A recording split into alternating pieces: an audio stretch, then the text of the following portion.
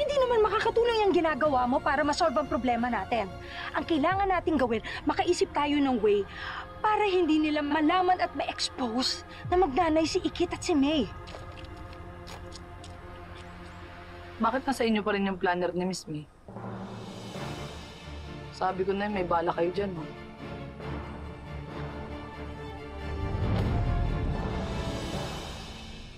Teka, ano yung nasa kabilang kamay niyo?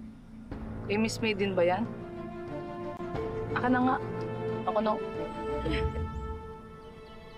Ba't inipit nyo? Ba't nyo kasi ginagalaw, hindi naman sa inyo? Ako na akong magsasoli niyan. Alam mo, Ikit, dahan-dahan ka nga sa pagbibintang mo. May nahulog lang na papel, kaya binabalik ko lang. Sus, hindi ho ako naniniwala sa inyo. Malamang sa malamang, meron na naman kayong binabalak na hindi maganda. Napapraning ka na naman. Asan ang proof mo? Ayan, kasi pinapakailaman nyo ho.